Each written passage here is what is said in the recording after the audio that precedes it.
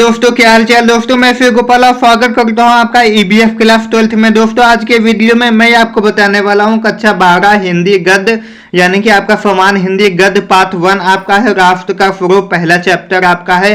पूरे पाठ का दोस्तों हम सारांश बताने वाले हैं एक ही वीडियो में, सीधे आपके दिमाग में छाप दूंगा। ये दोस्तों आपकी दूसरी क्लास है। पहले हमने वासुदेव शरण अग्रवाल जी का जीवन परिचय बता दिया गया है, उसका लिंक इस वीडियो के डिस्क्रिप्शन बॉक्स में मिल जाएगा, आप वहां पे देख लेना। अगर इसका पीडीएफ नोट्स लेना चाहते हैं तो आप हमारे टेलीग्राम चैनल और व्हाट्सएप चैनल पर विजिट कर सकते हो, उसका लिंक इस वीडियो के डिस्क्रिप्शन बॉक्स में मिल जाएगा। दोस्तों, हम देख लेते हैं अपना यहाँ पे राष्ट्र का स्वरूप का सारांश। इसमें दोस्तों आपका बताया गया है कि डॉक्टर वासुदेव शरण अग्रवाल मशहूर इतिहासकार और प्राचीन भारत के विद्वान हैं। उन्होंने प्रस्तुत निबंध में राष्ट्र का स्वरूप, तत्व और लक्षणों के बारे में लिखा है। लेखक ने भारतीय संस्कृति की भी चर्चा की है। भूमि और उसके निवासी तथा उनकी संस्कृति का मिलन ही राष्ट्र है। भूमि को हमारे ऋषि मुनियों ने माता कहा है और पृथ्वी संतान को पुत्र कहा गया है। भूमि अपने संतान को जीवित रखने के लिए आवश्यक सभी वस्तुओं को देती है, इसीलिए भूमि को वसुंधरा कहते हैं। भूमि पर नद, नदी, टीले, पहाड़, तालाब, पोखर, कुएं, बावरियां, झरने, प्रपात, पेड़ पौधे, पशु पक्षी हैं। इनसे प्रकृति का संतुलन बना रहता है। मनुष्य को पानी, आहार मिलता है। भगवान ने प्राकृतिक संपदा देकर मानव जाति को जीने की कई सुविधाएं उपलब्ध कराई हैं। ये दोस्तों आपका होता है राष्ट्र का स्वरूप। फिर दोस्तों आगे देख लेते हैं। इसमें दोस्तों आपका बताया गया है कि जन राष्ट्र का दूसरा अंग है। जन या लोग जो भूमि पर रहते हैं वे भूमि पुत्र कहलाते हैं। भूमि पर रहने वाले लोगों के लिए भूमि उनकी माता है। संतान की देखभाल करना माता का कर्तव्य है।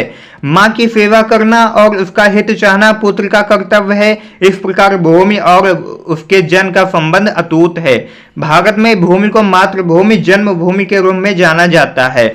भूमि के चर अचर, पशु पक्षी तथा प्रकृति का संरक्षण करने पर ही यह भूमि हमारा ध्यान रखती है। अतः पर्यावरण की रक्षा करना हम सबका कर्तव्य है। उसके बाद दोस्तों आपका अगला सारांश का पैराग्राफ दिया गया है। इसमें दोस्तों में है राष्ट्र का तीसरा अंग आपकी संस्कृति है, यानी कि इसमें 3 अंग बताए गए हैं। तो तीसरा अंग आपका संस्कृति है। यह बहुत ही मुख्य है, अंग है। जीवन में जो भी अच्छाई है वही संस्कृति कहलाती है। साहित्य, कलाएं, आचार विचार आदि मिलकर संस्कृति का रूप लेते हैं।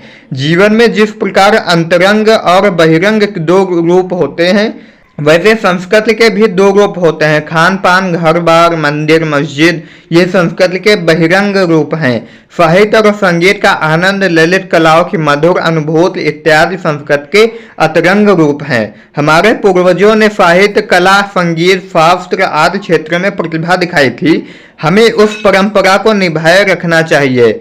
भविष्य के प्रति आशावादी होना चाहिए। भूतकाल से सबक सीखते हुए वर्तमान को साथ लेकर अपने उज्जवल भविष्य की ओर अग्रसर होना है। इस कार्य में संस्कृति सदा हमारे साथ है।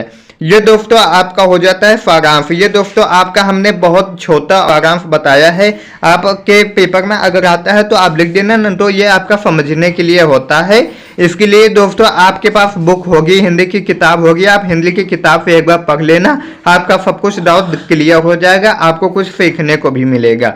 ये दोस्तों आपका यहाँ पे हिंदी गद्य का राष्ट्र का स्वरूप का सारांश हो जाता है। इसके बाद दोस्तों आपके एमसीक्यू आएंगे, उसके बाद गद्यांश आपका आएंगे इंपॉर्टेंट वाले, और हमारे टेलीग्राम चैनल और व्हाट्सएप चैनल को ज्वाइन कर लेना। मिलते हैं कि नए वीडियो के साथ, तब तक के लिए जय हिंद। अगर आपके कुछ भी डाउट रह गए हो तो कमेंट कर देना।